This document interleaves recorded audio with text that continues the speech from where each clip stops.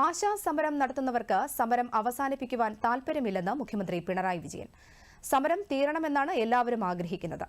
മികച്ച ഓണറേറിയം നൽകുന്ന സംസ്ഥാനമാണ് കേരളമെന്നും മുഖ്യമന്ത്രി തിരുവനന്തപുരത്ത് നടത്തിയ വാർത്താ സമ്മേളനത്തിൽ പറഞ്ഞു. സമരം ചെയ്യുന്നത് ചെറിയ വിഭാഗം മാത്രമാണ്. അവരുമായി 5 തവണ സർക്കാർ ചർച്ച നടത്തിയെന്നും സമരക്കാർ ഉന്നയിച്ച കാര്യങ്ങൾ സർക്കാർ പരിഗണിച്ചതായി മുഖ്യമന്ത്രി വ്യക്തമാക്കി. അനുകൂല സാഹചര്യമുണ്ടായാൽ ഓണറേറിയം വർദ്ധിപ്പിക്കുവാനാണ് സർക്കാരിനും താൽപര്യമെന്നും മുഖ്യമന്ത്രി പിണറായി വിജയൻ അറിയിച്ചു. എല്ലാവരും ആഗ്രഹിക്കുന്നുണ്ടല്ലോ. അത് സാധാരണ നിലക്ക് നമ്മുടെ നാടിൻ്റെ ഒരു പൊതുവായ ചിന്തയുടെ ഭാഗമായി വരുന്നൊരു കാര്യമാണ്. പക്ഷേ സമരം നടത്തുന്നവർക്കും ആ ഒരു താല്പര്യം വേണ്ടേ, എന്നാലല്ലേ അത് തീരുകയുള്ളൂ.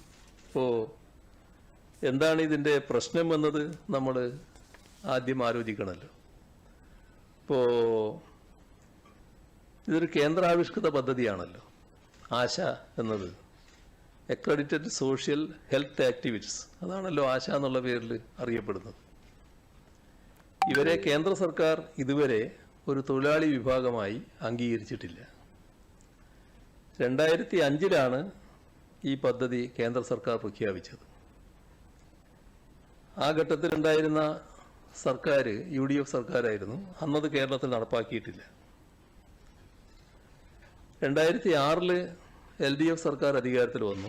അതിനുശേഷമാണ് ആശാ പദ്ധതി നടപ്പാക്കുന്ന നിലയെടുത്തത്.